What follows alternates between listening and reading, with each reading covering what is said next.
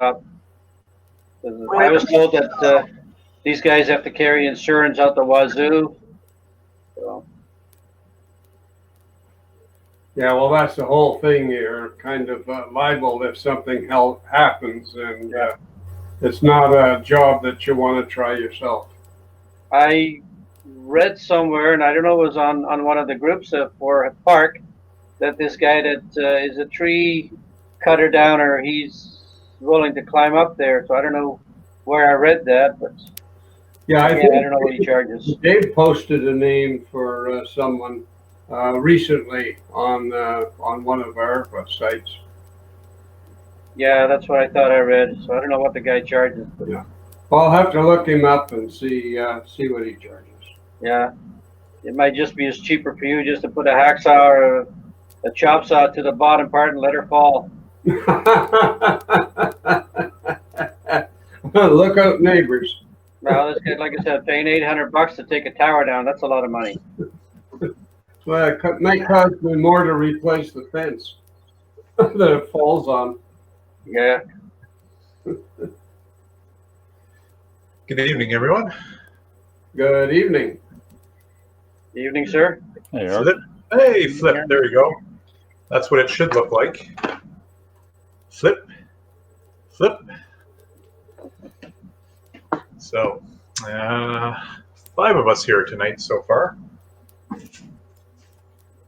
Apologies for the late posting of the last 2 meetings that we had, but they are functional. One of them I discovered actually, the July 29th meeting is about 4 times as big as it should be. Obviously, I encoded it at a very high bit rate, so if anyone is trying to watch it on a slow connection or downloading it, it might be a little choppy. I have to redo that one.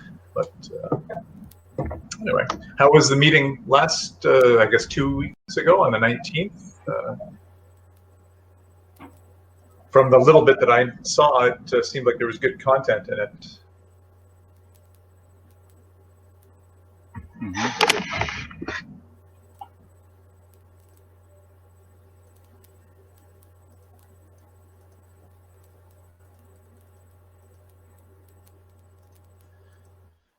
Anyway, so there we go, 8 o'clock on the nose. We are slowly getting some people rolling in, 7 of us now.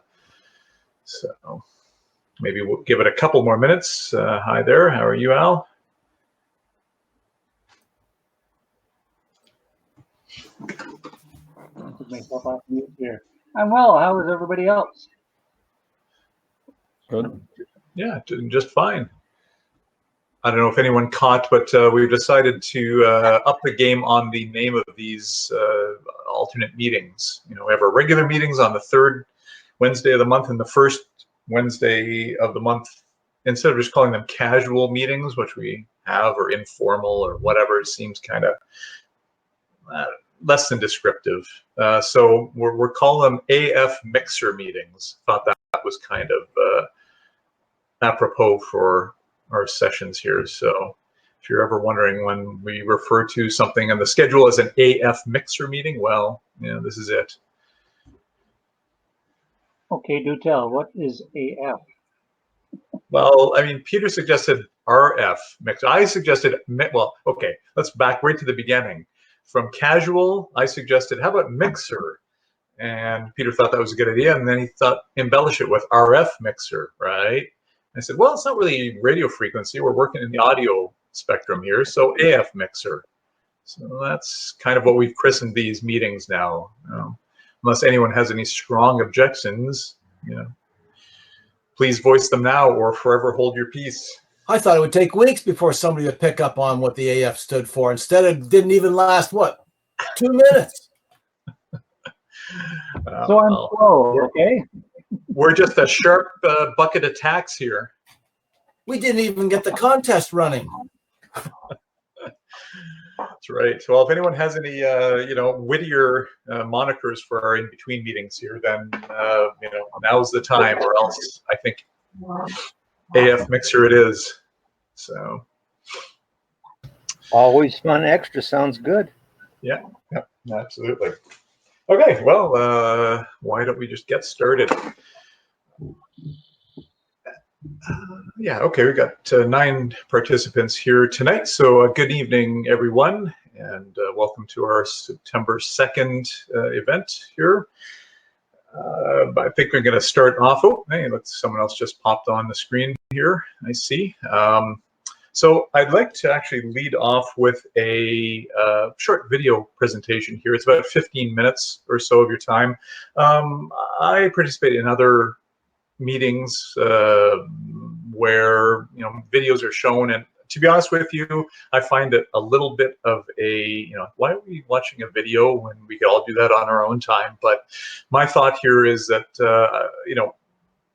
both Peter and I have watched this video already, and there's a lot of things on it. I almost guarantee that you will be typing in things into a website or making notes on paper as far as some of the things that this guy goes over. So Leo's Bag of Tricks, I think, is the name of the character that runs this, and the title of the video is Techniques and Strategies for Building Electronic Circuits. So even though it's only 15 minutes, he calls it a deep dive into strategies, intelligent strategies for building prototypes and making things for, what is it, the 0403 package size, I think it is, whatever the smallest one is. Like, how do you deal with those things when you're prototyping and putting them on into your circuits? Anyway, I thought it was a good use of time and a captive audience here. So at least the one thing I've found is watching pre-recorded things as a group, at least, you sit down and you actually get through it. You've already set aside the time. So why not utilize it? And just like I said, I thought it is something that everybody is going to get at least something out of here. I know I did. Probably going to have to watch it again to come up with all the little bits and pieces that this guy talks about. So rather than just streaming it from my connection, which would just bog things down, I have downloaded the video. So let's see how this works. Hopefully everybody can see that. And without, yeah, we're all good. You see the pylon? Okay, so here we go.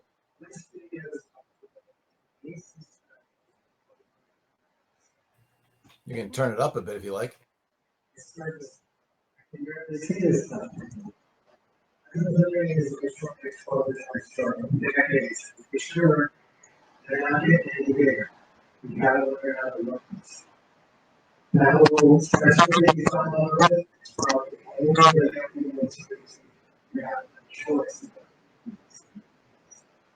Here's an example of a project that I did for super crazy faster than that. So Is it me or coming in? Sorry, is there a problem? Yeah, I can't understand it. Can't what? The audio. Oh, is it too loud? The gain too high? No, that's too choppy, and the audio is terrible. Oh, really? Yeah, for me too. For me too, as well. B3TQI. I wonder. Same here. Yeah. Okay. So it's not like it's overdriving the audio; it's just stuttering. The audio quality is poor, and the video is a bit shaky as well. Huh. Post the link in the chat. Yeah. I mean, that's Plan B. But unfortunately, the guts of this was what we kind of wanted to discuss afterwards. That was my thought, but I guess it's this is a problem with my upload speed. I thought things were in pretty good shape here. Let me just try it one more time here. Play a few seconds.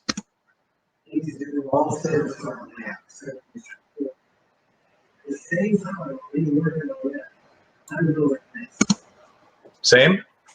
Eric, what's the URL? Yep. I'll download it and see if I can play it locally. Oh, I see. Okay. Like, who's got the fastest upload? I guess that's the question, right? Fastest download. What's the? No. You want fast upload because I'm sending this, right? That's the problem. It's playing. No. It's playing perfectly on my end, not a hitch. Are you playing it from YouTube, or are you playing it from a local file? Oh my goodness! Once again, Dave is not listening. I downloaded it for this exact reason. So I have a perfectly high def version, stutter free here. So what I need is who has the fastest upload pipe? Raise their hand. I've got about a 1 meg upload. So that's the problem here, I think. Anyone got anything faster? They could play it on their end. I got about 30 megs upload. Well, there you go. 60 down. You're the man. 30 times me. So I'll post the link right now on the chat. Give me a sec.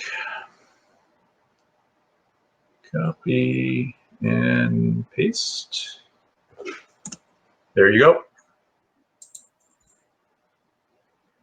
It's about developing techniques and strategies for prototyping electronic circuits.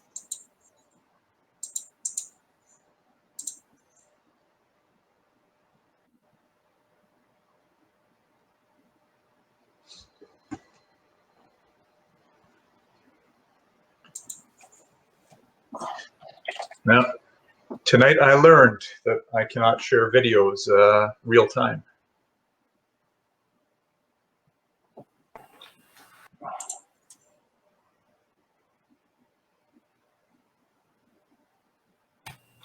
I guess we should have tested it out earlier. I suppose, yeah. I figured it was going to be reasonable, but that's pretty much unintelligible for most of you. Yeah.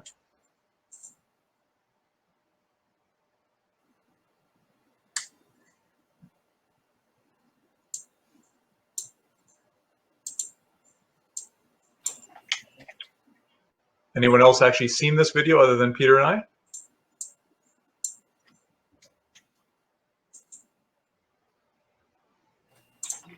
Yeah, I was quite intrigued with his approach, and it sort of gave me food for thought on a few items. Yep. So, Dave, you getting there? Yeah, I can't download it. Just play it. You got 30 megs. Oh, I can try playing it. It's surface now. I can barely see this stuff anymore. I've been building these electronics prototypes. We're learning that. And for sure, they're not getting any bigger. You got to learn how to work with this stuff. That little sensor that you fell in love with, it's probably only available. This video is about developing techniques and strategies for prototyping electronic circuits. It's surface mount. I can barely see this stuff anymore. I've been building these. Can you guys see this? Yep. Yeah, we're good. We just lost the audio. Yeah. You got no choice. You got to find ways to deal with this stuff. Here's an example of a project that I did for a client that had a super crazy tight timeline. I had to finish this faster than fast. So I got my board designer working on the circuit board. He's doing all surface mount layout. It's going to be a tiny little thing. At the same time, while he's working on that, I'm building this. I get the same surface mount parts that I really need to test. I make my own homemade scratch and sniff circuit boards, lay those all on there, check out that those blocks work, combine it on this bigger board with my microcontroller, which is through hole, so I can probe it, I can connect to it, I can get to things. But at the same time, I'm checking out the real design. So when I get this working, I know that the circuit board that my designer's building is going to work because I've validated the hardware. I've actually even written the code before I even get my first circuit board back. I slashed the development time of the whole project probably in half. What we really need is a super quick and super cheap way to make little tiny surface mount boards to solve our problems now. Not in 3 days, not in 2 weeks, but now. Basically, get it done so you can finish your project. No waiting. I'm going to show you exactly how to do it. Let's take a dirt cheap and ubiquitous X-Acto blade and transform it into an awesome specialized tool. Take your Dremel tool and grind the sharp side down completely dull. Cut off the tip at an angle. Your blank should look like this. Grind a relief into the flat back side. Finish it to look like this, with a nice hook shape and a sharp V point. Test it out on a piece of blank circuit board. It should cut clean and easy.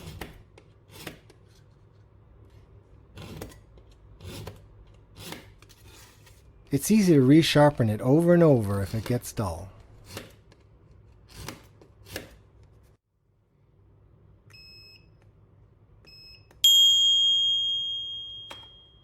Here's where this technique really shines.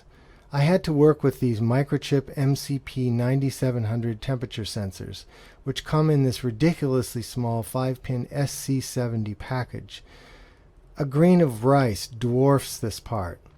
It was totally impossible to work with this unless I made some kind of adapter board. In about 10 minutes I was able to create this adapter board that made working with it convenient and easy. Problem solved. Once you have finalized your schematic design, it's time to build. You need to totally agonize over the data sheets. Confirm the pin layout of every part really carefully. Lay out your board using straight lines. These are the easiest to cut. Each island becomes a node in your circuit. Place the components to make the best use of these islands. For circuit nodes that require jumpers, leave enough room to comfortably solder a jumper. Don't leave any floating nodes. Connect any large unused copper areas to ground. Use your magic scratching tool to cut through the copper. Be sure to completely isolate each island. Use a constant, gentle pressure. Increase the pressure if it's not cutting all the way through the copper.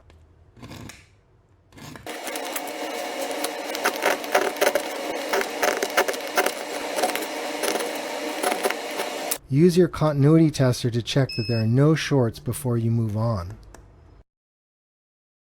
Use steel wool to bring the copper to a shine. Scrub the board in 2 directions. This helps remove any tiny copper hairs that could short the board.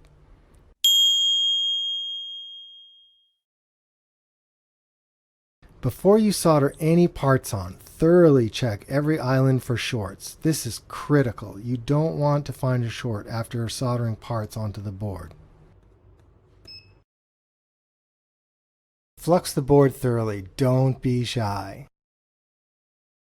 Place a small blob of solder on one side where each part sits on the board.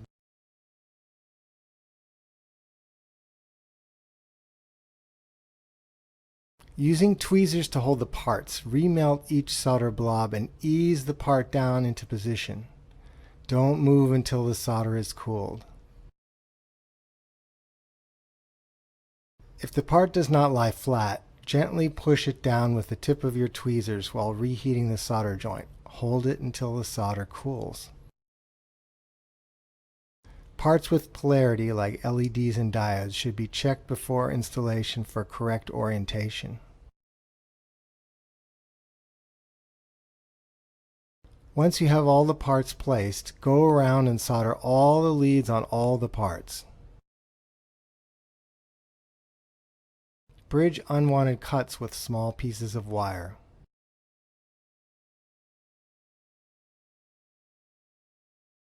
Install jumper wires between nodes as required. Install Teflon tubing over the wires after soldering one end in place.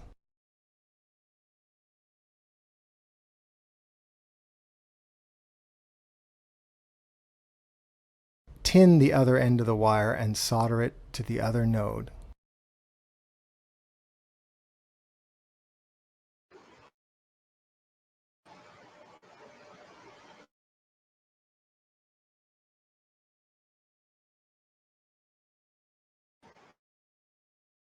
Test your board when all connections have been completed.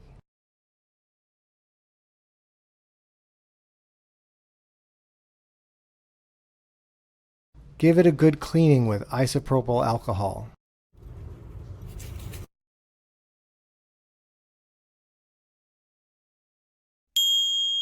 Test it again to make sure everything is good.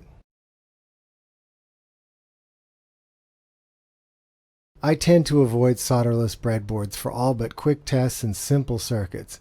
They become a total fail as soon as you encounter high currents, high frequencies, or any significant complexity. When you have hundreds of connections, the low reliability of the spring contact starts to really become problematic. You already have enough to think about. Why add nightmarish flaky connections to the mix? I always have a big stock of both 1/32 inch and 1/16 inch double-clad FR4 PC board material. The thin stuff is great for small adapter boards and modules that you intend to stick on a bigger board. It's also really easy to cut. The thicker 1/16 material is great for larger boards. Perforated breadboard is great for building super robust and reliable circuits that can operate for years. There are two kinds of perforated board, copper clad and bare. I use both types with 40 thousandths holes on 100 thousandths centers. This fits the standard dip IC package. Anytime you have high currents, high frequencies, or small signals, which these days is most of the time, a board made with a ground plane will always perform better, saving you from a lot of potential nastiness. I tend to overdo this a little with my prototypes, but it's good practice to get in the habit of building and thinking this way. Overdoing it causes no harm. This may seem counterintuitive, but I like to build my boards with a ground plane on the top. This makes wiring on the bottom easier as there is less chance for things to short. To make this work, you must relieve the copper around any hole that passes a component lead or wire. This is mandatory, but really easy. Just take a small drill and manually cut a small ring of copper away from the holes with your finger. Don't be tempted to use a power drill here. Bad idea. Wire wrap has been around forever, but seems to be waning in its popularity. But it's still a great technique, especially when building high pin count digital stuff with lots of ICs. Wire wrap sockets have square pins that bite into the wire as it wraps around, creating gas-tight, super reliable connections in the process. If you must wrap a round pin, solder it to be sure. Wire wrap wire is also a lifesaver when you need to solder wires onto something really small. Kynar insulated number 30 gauge wire is tiny and solders really well. The insulation also holds up to soldering. Note that wire wrap wire is good to about 1 amp maximum.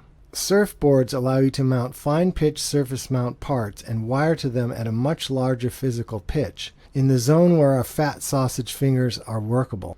These surfboards come in all sizes and shapes. Stock up on these so you have them at the ready. I often use copper shielding tape to create power buses or heavy current traces on my boards. Place these on the bottom of your board as needed. Make lap joints by overlapping the tape. Be sure to rub down the tape with a plastic pen cap to really stitch it down well. Solder over the joints to make that solid connection. Be careful not to overheat the tape as the adhesive melts at low temperature. Pierce the foil from the copper side before you try to insert a part lead or pin, then solder them in place. Teflon tubing is a wonderful thing. It's so much easier to cut a little piece of Teflon tube with a razor than it is to try to strip a tiny length of hookup wire. The best part is that Teflon doesn't melt. You can solder the hell out of it and it remains pristine, rather than melting into a wad of goop. Use clean, bare 24 gauge copper wire to make your point-to-point connections. Slip Teflon tubing on wherever there is a danger of shorting. It's easy to slip tubing over component leads as well. Use Rosincore 6040 tin lead solder for prototypes. It just performs so much better when doing handwork than the lead-free stuff. A temperature-controlled soldering iron is a must. Overheating is the quick way to ruin stuff. Flux is your friend. It always improves the behavior of any soldering operation. Just be sure to clean it off with alcohol when you're done. It gets harder to clean with every hour you leave it there. It can also cause subtle problems by creating leakage paths on your board, which can make high impedance circuits like crystal oscillators fail to work properly. Standardize your breadboard interconnects with 100 thousandths of an inch pitch pin type connector system. I like the Molex KK254 connector system. It's a really good compromise on a lot of levels. Collect a kit of headers and housings in a few different pin counts.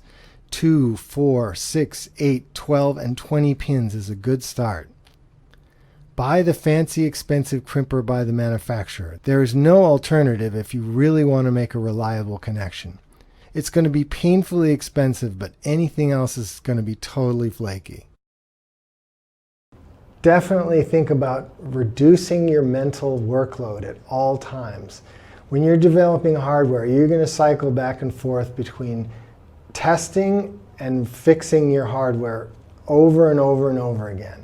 Every time you do this, you're going to be wasting time if you have to unscrew a bunch of stuff and spend a lot of time putting it all back together when you're done. When you put it all back together and you're about to throw that power switch and you feel the anxiety in your guts, that's because there's way too much going on. You need to simplify that process. Add labeled connectors, so all you have to do is just plug things in the way they were before and turn it on, and you don't have to have that anxiety that it's going to blow up because you mixed up the wires. Because that's always what happens. Too many connectors, too many little screw terminals, and if you have to put those back every single time, you're going to get it wrong and you're going to blow up the hardware. And it's going to happen at the worst possible time, and you're going to hate yourself for it.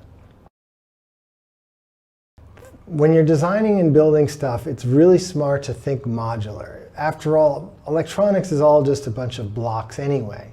So when you're going to build something, break out those blocks, build and test them separately, make sure that they're good, and then combine them together onto a motherboard as known good entities. You'll save yourself eons of time fiddling around with things that don't work the way you expected. Thanks for watching.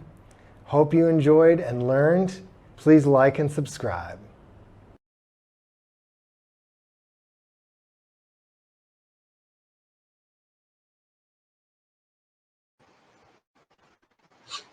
Okay, Dave, thanks for pinch hitting for me there. Appreciate the use of your bits.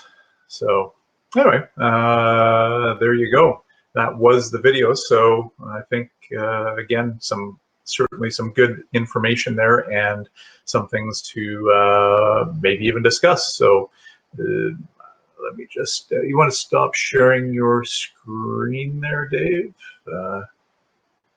So we can get everybody back in and I can see whose hands are up, if any. Eric, I'm not sharing my screen.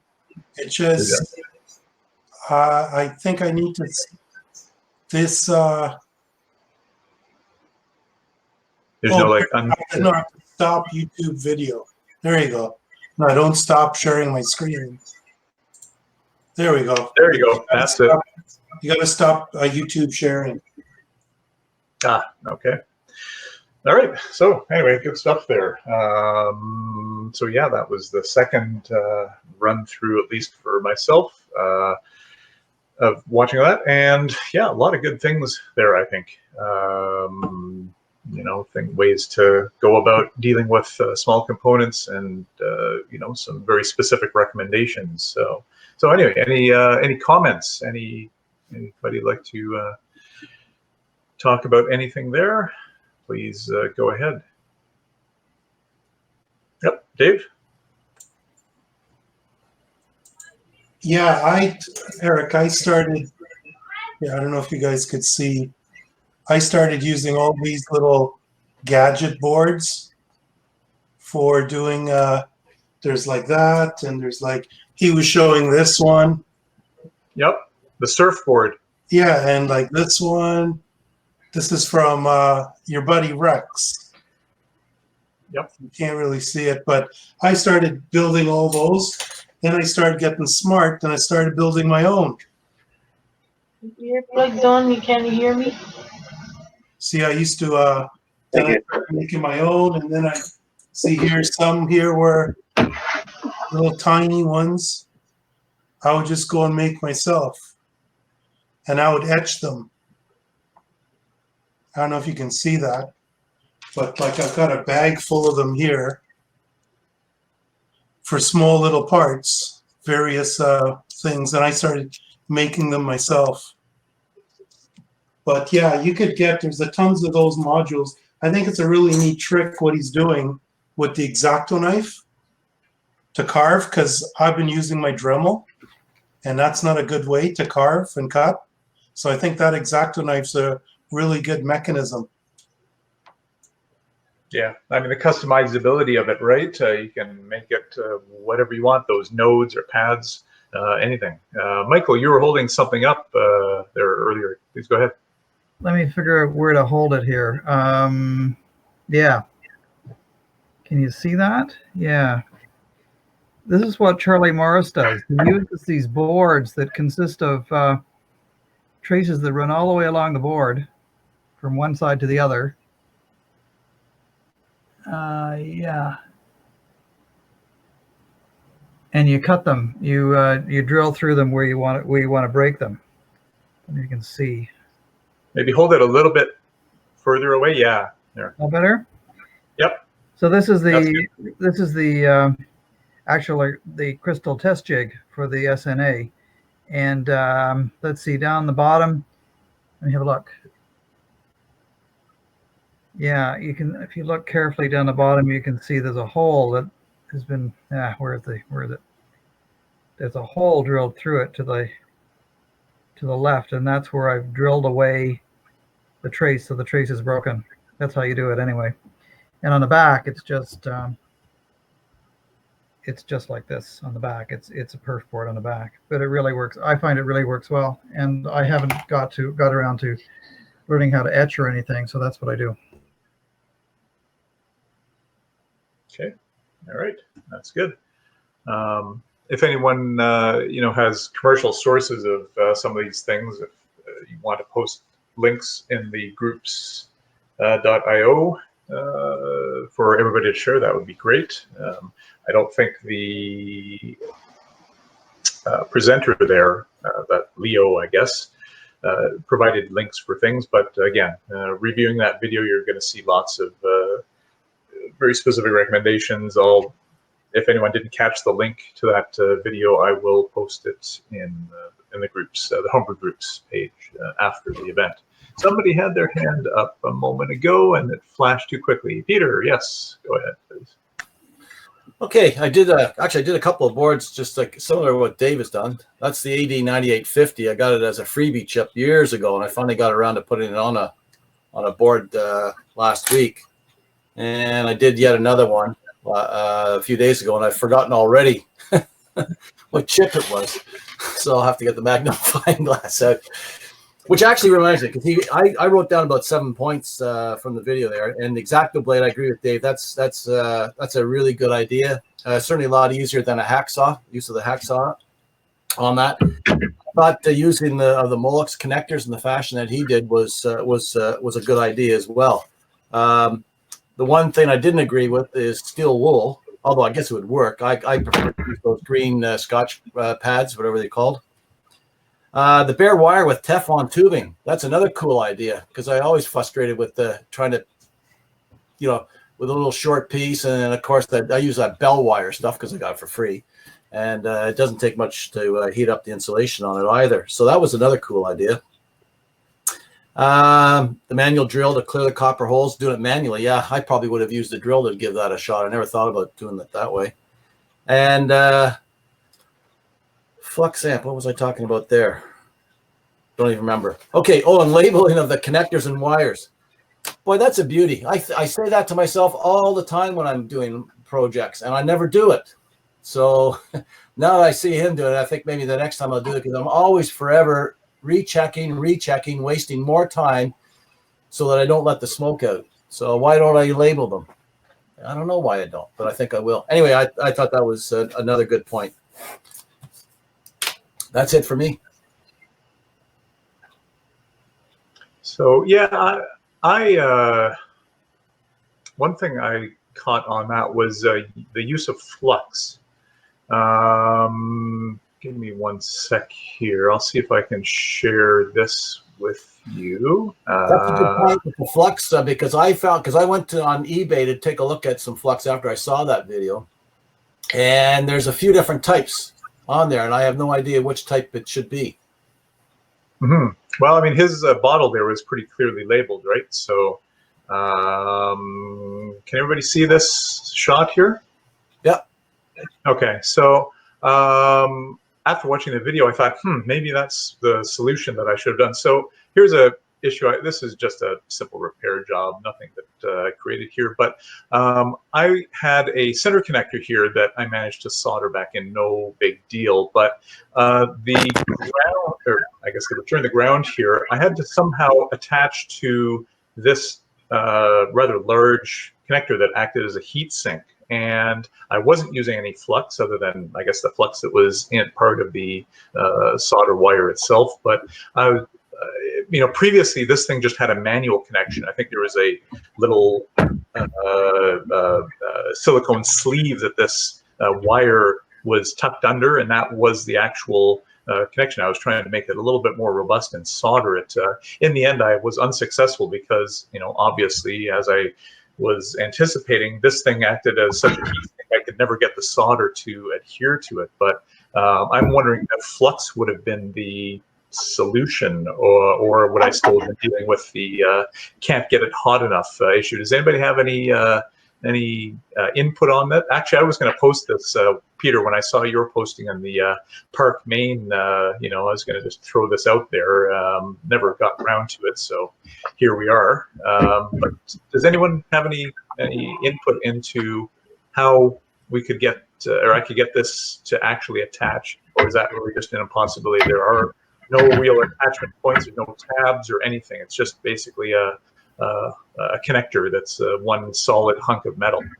So. What I've tried is I was doing some soldering onto one of the LBS boards and having a lot of trouble.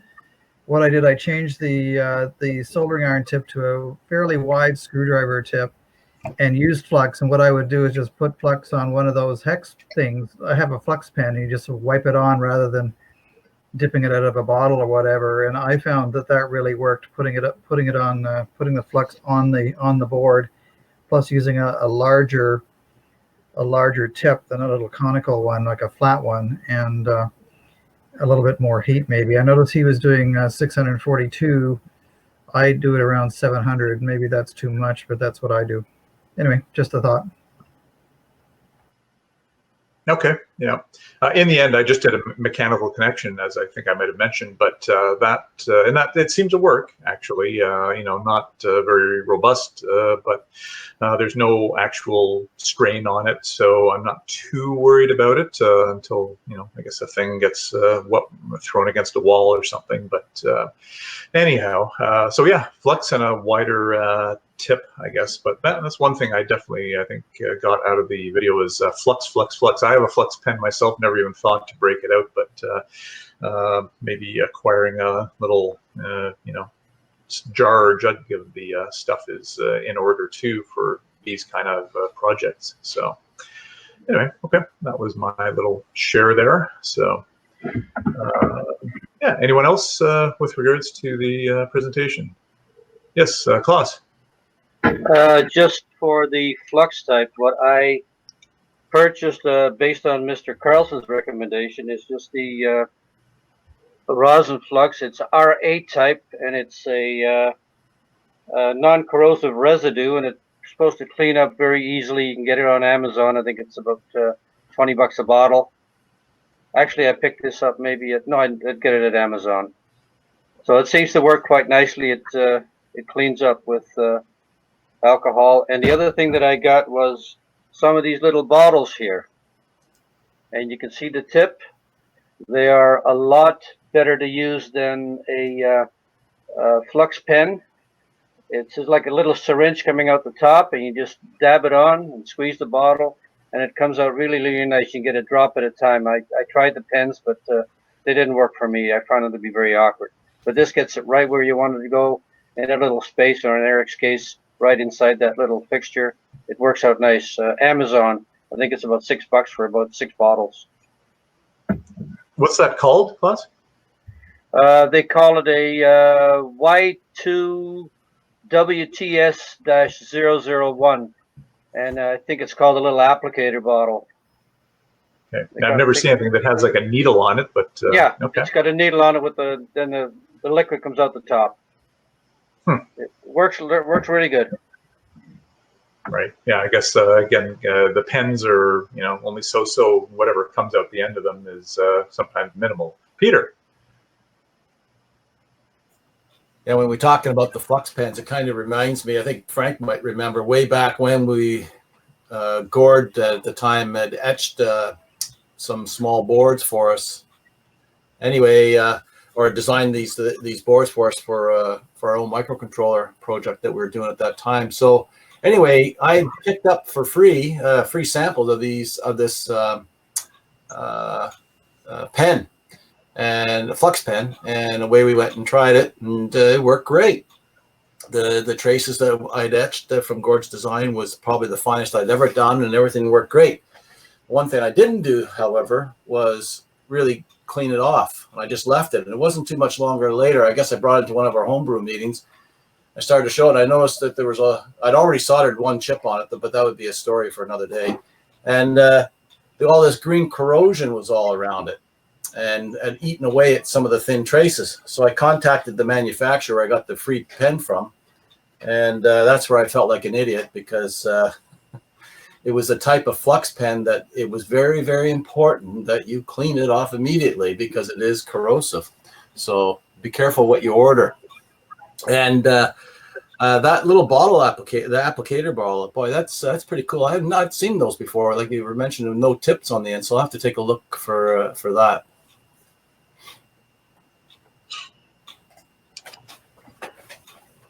Okay. All right. I think that is all we have as far as people. I don't see any hands up. So, all right. Thank you very much for indulging. We're at about the just over a halfway mark in our meeting here. So perhaps I don't think we have too many other things on the schedule here for the evening. So does anybody have any business that they'd like to bring up? Anything they'd like to share with the group? What's going on? Frank, you're the first. There we go. I'm muted. If anyone attended the annual general meeting last evening, you'll know this, but for the others, I will be downsizing and moving away from the Brampton area. So the house here has multi-levels, and the stairs are getting a bit tiresome with my knees. So we decided to move into a place on just one floor. It's located in a little town called Amherstburg, which is about 35 kilometers south of Windsor. And I was born and grew up in Windsor, so I'm familiar with the area. And Joan lived there for about 15 years. So anyway, we'll once we've arranged to purchase a place that is just being built down there, so it's unusual that somebody in their later years would go into a brand new house, but that's exactly what we're doing.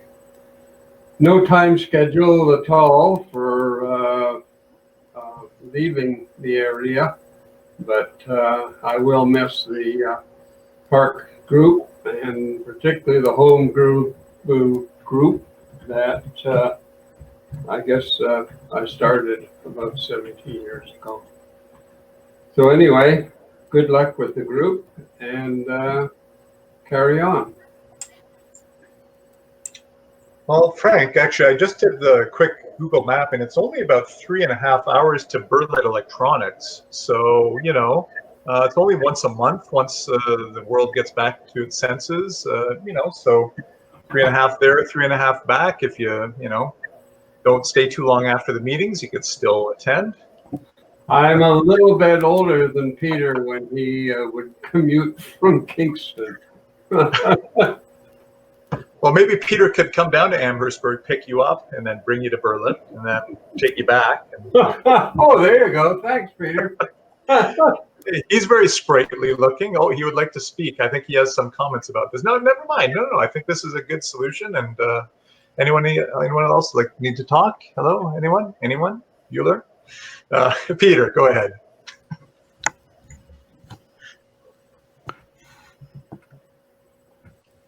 There.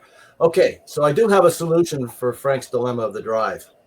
Since we do have another member in the group that is moving somewhat further west, I think what should happen is Frank should drive and pick up Dave in Paris, Ontario, and then carry on the drive to the meeting site. Now, I do realize that, since my commute is 3 hours, well, actually going home, I can do it just a tad under, but generally it's 3 hours. So I understand that 3.5 is a bit much.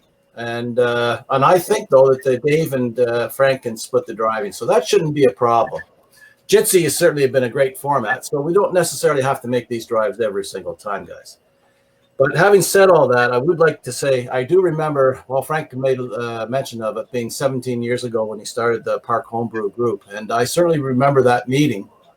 I don't remember the details of the actual presentation.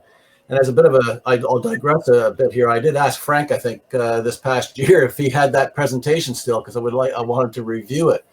But anyway, what I do remember that night was being absolutely enthralled with it.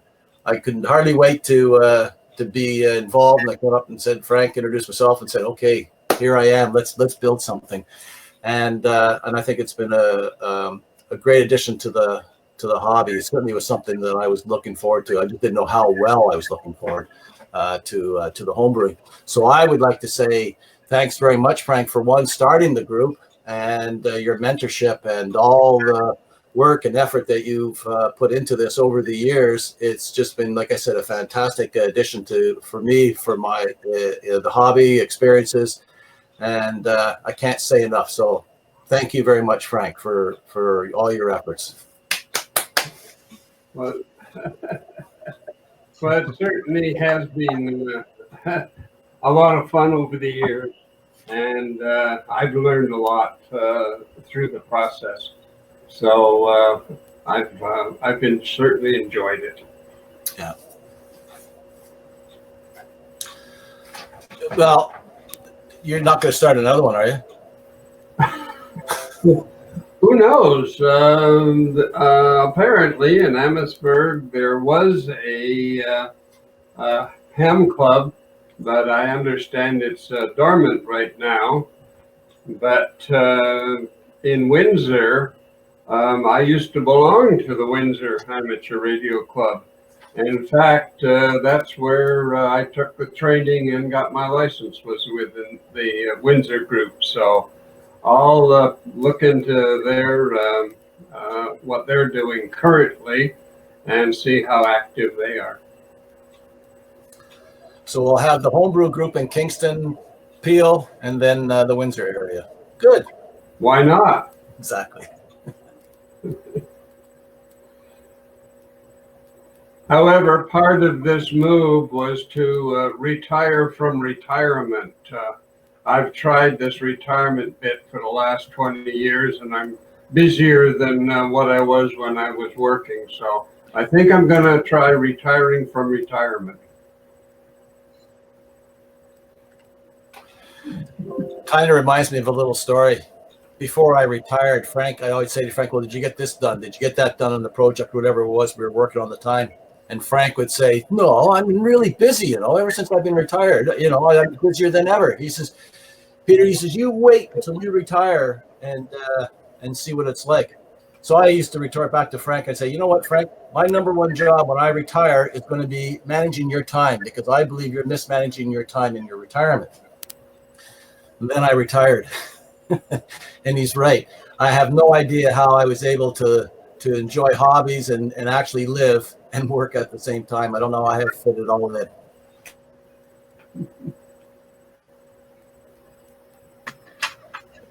Dave, you've got your hand up there. I think you can go ahead. Don't see anyone else. Yeah, I wanted to know, Frank, what antennas you putting up? How big's your shack? what do you got in your shack? What do you, you know, you want to know, I want to know whether we're going to be able to work you on 40 meters or 80, like distance. That's the things I'm thinking of. When I hear Frank's moving, I'm going, oh, I wonder if I could work him on 40 or 80. Well, we're going to be in about a similar situation you're running into, Dave, and that is the covenants and restrictions of whether if you can put up a tower or not. So I'm going to be looking into stealth antennas and seeing what I can come up with, and exactly how we might be able to do that. But I'll be using Whisper and trying different antennas to see how far I can get, and keep a close eye on propagation as well. Yeah, what I'm going to do is, Frank, I've decided that I'm going to use a random wire, because with a random wire, I can actually attach it to the side, because the roof line for the house is really high. I can't even get up on the roof because the eaves trough in the roof is really high. So I'm going to try and get as high as possible and just wrap a wire around the house and attach that to a tuner with radials. And I think that's about the best I can do, because I don't think I'm going to be able to put up a tower either. It just wouldn't look good in the neighborhood. No, that's for sure. Who ever cared about how it looked to the neighbors? Well, now I don't care, but I think when I go there, they'll be burning me in effigy in their front lawn, pitchforks and. Tell them it's a lightning rod. Well, they're letting you in, so it can't be that much of an exclusive neighborhood. Yeah, you're protecting their house from lightning. Yeah. I don't know. I've seen lots of pictures of riots from Paris, so I think they get pretty nasty there. See, I was hoping to at least have a tree in the yard, because with a tree that could be one point of my antenna, right? But nothing. We can always try a flagpole. Yeah, I saw those where you could it's stealth using a flagpole. I also looked at attics, putting something in the attic as well. All those things of That was Do your neighbors have any big trees around? No, there's no trees. No trees. It's a endless. You could go from roof to roof, house to house. Jump from one roof to the other roof. Why don't you string dipoles between you and your neighbors' roofs? Just start drilling into their roofs when you get there. And I could pretend I'm Santa Claus. all right. I believe, Kevin, you had your hand up there earlier. Yeah, no, I was just gonna say, because I had some neighbor questioned me about my antenna, right?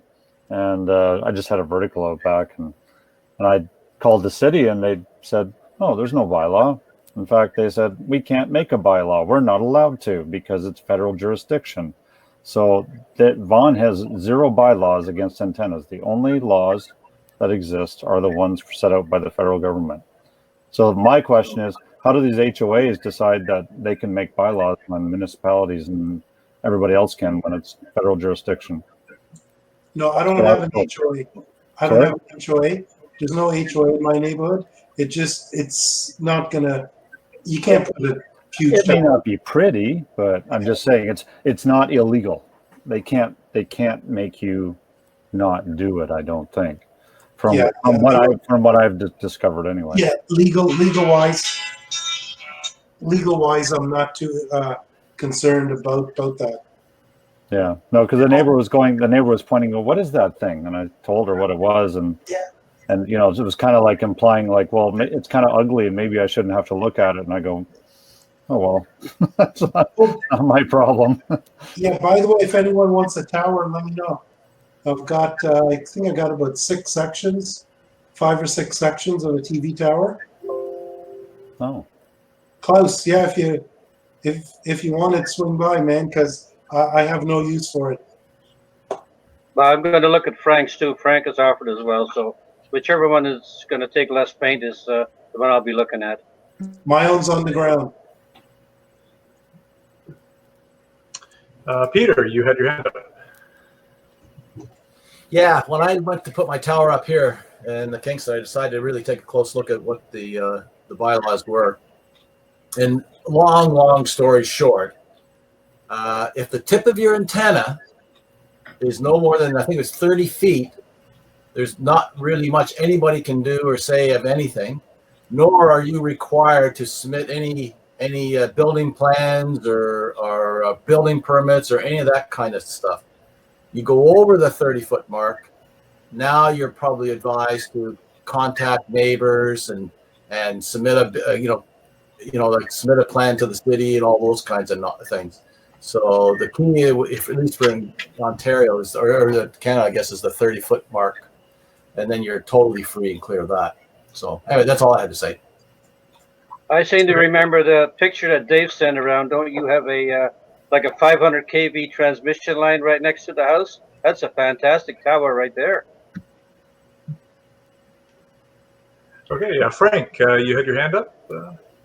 Yes, this was with regard to antenna restrictions, and everything you say, all of you, is exactly right. That generally there are no bylaws or anything. However, in a new development like I'm going into, it's actually part of the purchase agreement that covers any structure of any type in the backyard other than those that are authorized by the builder himself. So it's built right into the individual purchase agreement that you sign when you buy the property. You just have to figure out how to disguise an HF antenna as a satellite dish. Okay, Michael, your hand's up. Yeah, we had an incident here where in Mississauga where somebody put up a tower and they made the mistake of asking the neighbors. And the rule is, Industry Canada rule is, that if you're under 15 meters overall height, there's no restrictions. Industry Canada won't touch you. But the thing you have to not do is ask anybody. You don't do petitions. You don't do anything. You don't talk to the city. You just do it. Then you're okay. As soon as you ask someone, ask a neighbor, for example, or consult with a neighbor and say, I'm going to do this. What do you think? Or even if I'm just going to do it, that's deemed to be consultation, and that starts a huge process that takes years. So you just don't do it at all. So that's 15 meters, yes? Yeah, 15 meters. Under 50, look at the Industry Canada rules. Under 15 meters, you don't have to get permission from anybody. No consultation required, nothing. That's about 50 feet, right? Yeah. 15 meters is 45 feet, roughly. Right.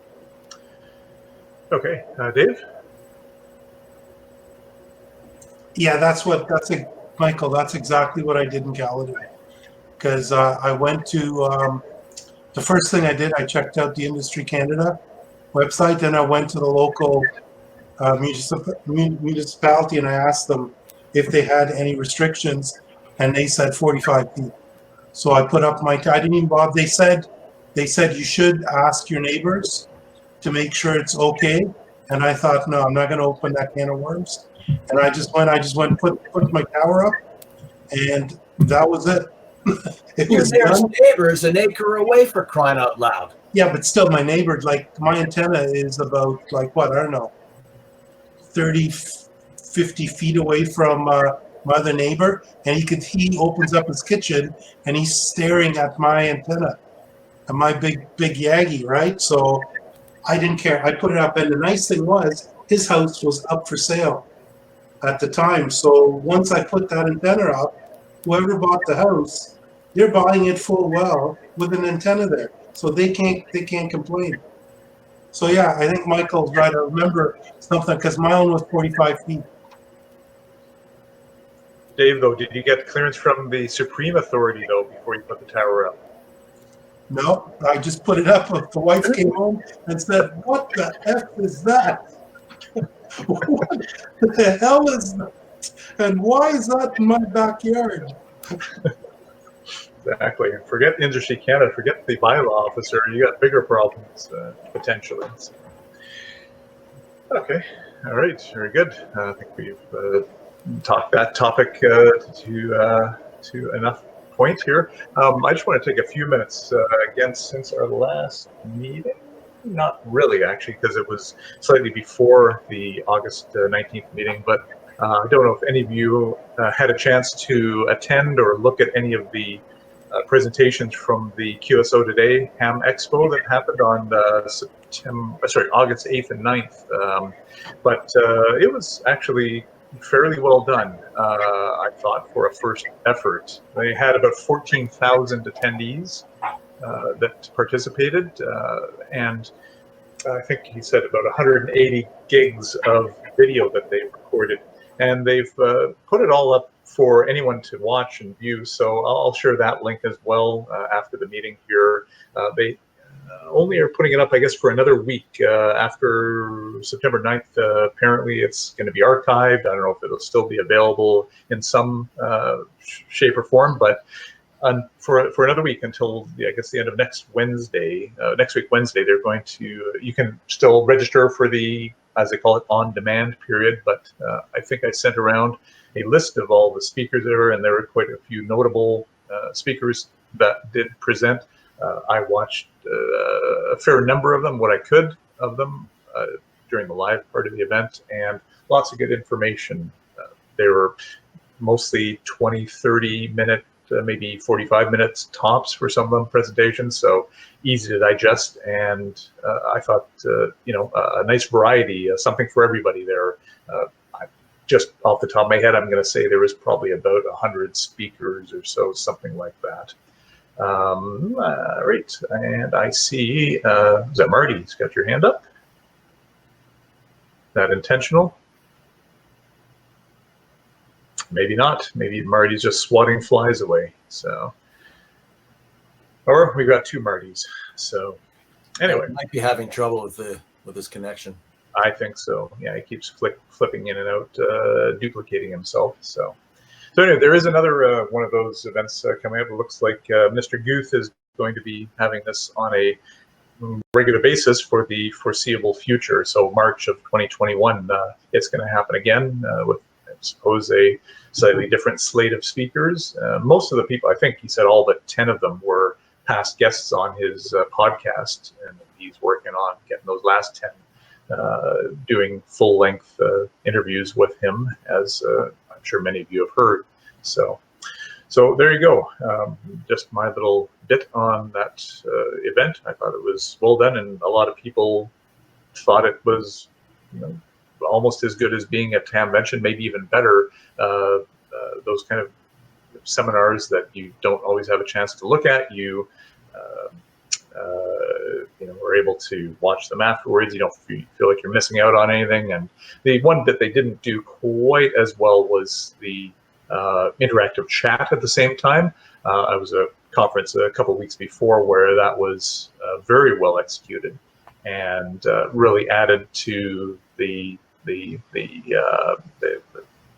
value of the event, I guess, seeing people going back and forth throughout the talks and right afterwards. But they did have Q&A sessions after the each talk for 10 or 15 minutes or so, time allowing, and that was additional information. Unfortunately, those sessions were not recorded, but all the bread and butter things are there. So I'd say you got another week at least to have a look and see if there's any topics that might be of interest to you. So give Marty one last chance there. Marty, are you actually raising your hand there? Can you hear us? I don't think so. From what I can tell, his connection is basically lost, so I think we dropped Marty. So, all right, well, there we are. We are at the 9 o'clock hour. So anyone else have anything that they'd like to share for the evening before we conclude? Peter, DRS, please go ahead. Actually, Peter suggested that I drop by the meeting and ask this question. I've got some antenna work to do, and I was looking at these $50, $60 vector network analyzers as a possible tool for some antenna testing, and I was wondering if anybody in the group had one, and if they thought that they were worth $50 or if they were a waste of money, or if they have one and they like it, if there's a brand that they could suggest. Yes, I have one. I decided to buy one. We down here we have a mini VNA antenna analyzer that works on computer software as well, and we use that. I use it all the time for what antenna work I do, and also for filters and whatnot. So I tried it out. I tried it out with the 40-meter bandpass filter that went with the HB the LBS project, and it's spot on. It's really good.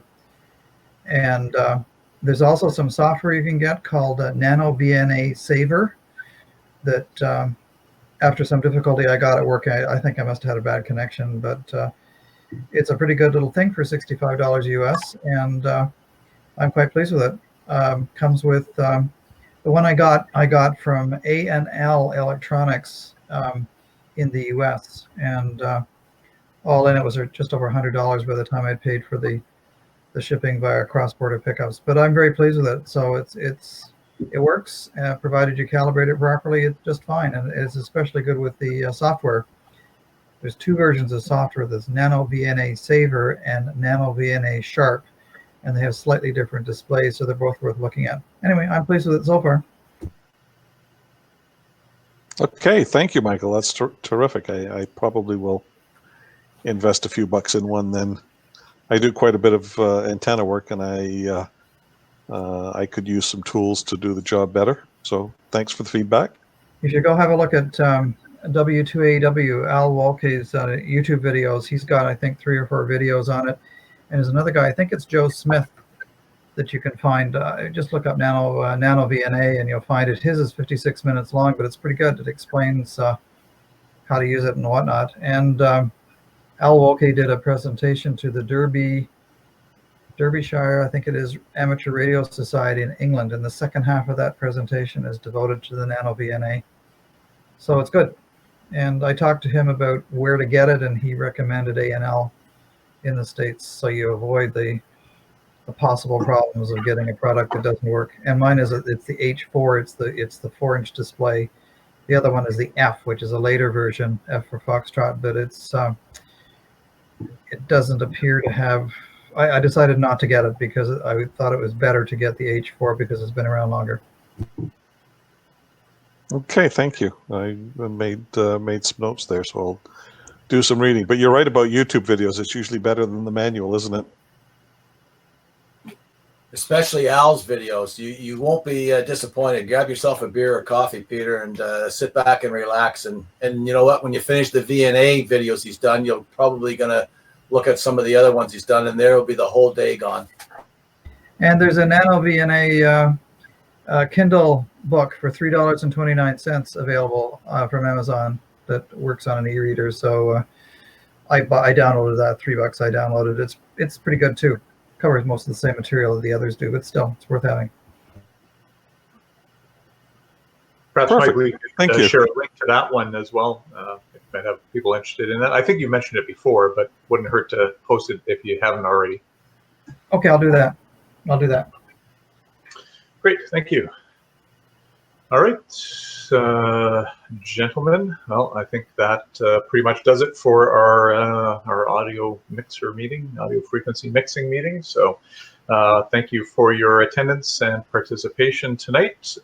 Next meeting is a regular one, September the 16th.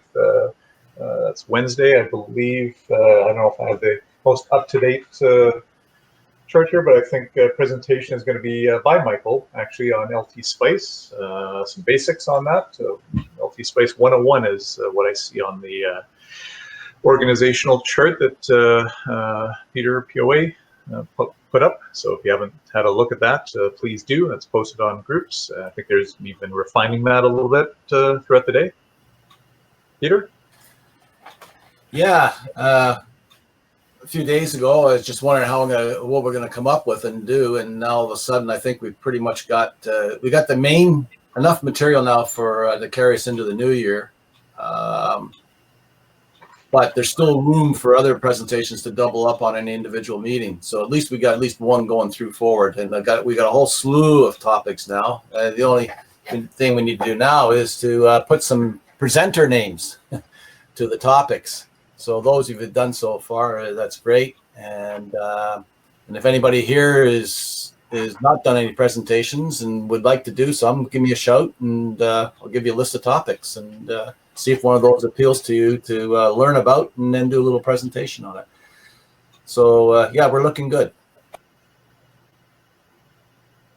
Okay. All right. Okay, well, that's it. That's a wrap. Thank you very much. Good night to all. 7-3. Cheers. Thanks, Eric. Thank you, Eric. Good night, everybody. Thank you. Yeah, 73.